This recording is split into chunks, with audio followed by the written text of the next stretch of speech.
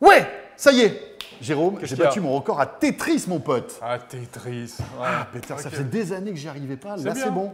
T'as quel solitaire maintenant? Excuse-moi, je termine mon Call of là. Ouais. Toi, c'est vachement beau quand même les graphismes. Hein. Oui. Ça n'a rien à voir avec mon Tetris. Hein. Ça, c'est du PC de gamer, du vrai, du dur, mon pote.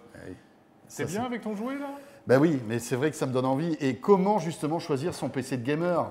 That's the question. Le processeur vidéo, le processeur tout court, la mémoire, le disque dur et l'écran aussi.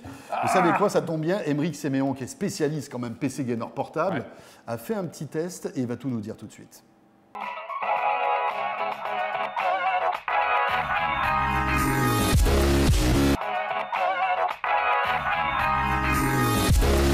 Premier élément assez important dans un portable gamer, voire le plus important finalement, c'est la puce 3D, donc la carte graphique 3D de votre PC portable. Et il y en a deux catégories, les GeForce chez Nvidia et puis les Radeon chez AMD.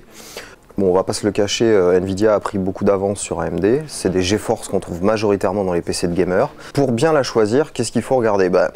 Il faut regarder la puissance de la puce. Donc ça, c'est bien de se renseigner un peu sur le web avant.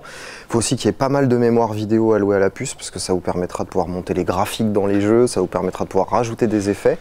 Et puis surtout, il faut privilégier le haut de gamme. On ne le dira jamais assez, mais en fait, pour bien jouer, il faut accepter de mettre un peu la main à la poche et de se saigner un peu le portefeuille. Et donc, nous, on recommande les 860M, les 970M et les 980M chez Nvidia. Et puis après, que les Radeon R9 chez AMD.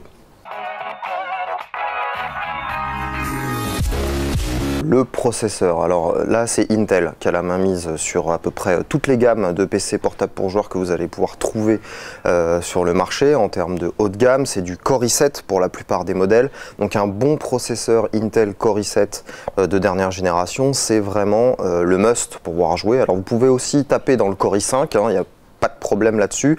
Simplement, sachez que il vaut mieux avoir un Core i7 avec une grosse carte graphique et puis un Core i5 peut-être avec une carte graphique de milieu de gamme, histoire de toujours garder une bonne cohérence dans le choix des composants. Autre élément très important qui va de pair avec le processeur, la mémoire. Aujourd'hui, pour bien jouer, c'est 8 Go minimum, 16 Go recommandé.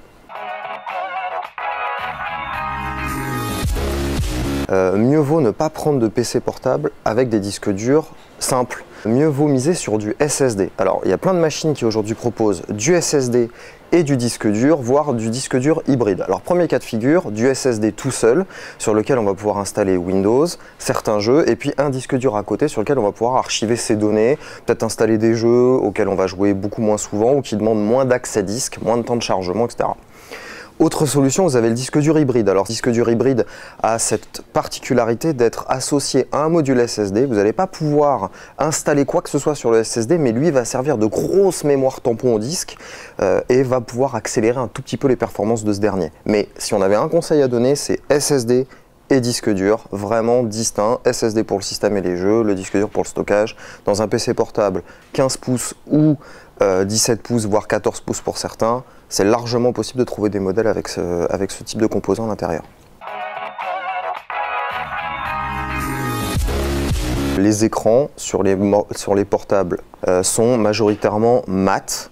Et ça c'est très bien parce que quand on est joueur, rien de pire que d'avoir des reflets sur son écran alors qu'on est en train de viser un ennemi. Tous les constructeurs mis sur du Full HD, donc on rappelle c'est du 1920 par 1080 pixels. Il faut cependant faire attention à la technologie qui est utilisée. Nous on recommande des dalles mat IPS, pas des dalles mat TN qui sont encore majoritairement distribuées parce qu'en fait suivant l'inclinaison de l'écran, vous allez avoir des fausses couleurs, vous allez avoir des déformations alors qu'avec l'IPS on n'a pas ce genre de problème. Le clavier rétroéclairé pour joueurs, c'est juste un must sur les PC portables. Si votre PC gamer de rêve n'en a pas, franchement, passez votre chemin, ça ne sert pas à grand chose de ne pas avoir de clavier rétroéclairé, surtout qu'on sait que le gamer est un animal de nuit généralement. La souris de gamer, c'est finalement le premier accessoire que vous allez brancher en USB à votre PC portable et donc pour bien connecter sa souris, il faut s'assurer que le port USB à lequel vous allez le raccorder ne soit pas du même côté que la main dont vous servez pour agiter votre mulot de combat. Donc le mieux c'est d'avoir des ports USB sur le côté gauche de l'appareil et non pas trop sur le côté droit sur lequel vous êtes susceptible de venir buter quand vous allez jouer. Ah mais c'est rigolo Tetris finalement. Bah tu vois, je l'avais dit. Bon, voilà, vous avez tout compris. Comment choisir son PC de gamer? François, tu sors de ta cachette? Oui, et puis avec sur zeronet.com, en ce moment, le top 10 des PC de gamer portables. Comment choisir? Aymeric Siméon vous dit tout à retrouver sur zeronet.com. Salut à tous, on se retrouve demain.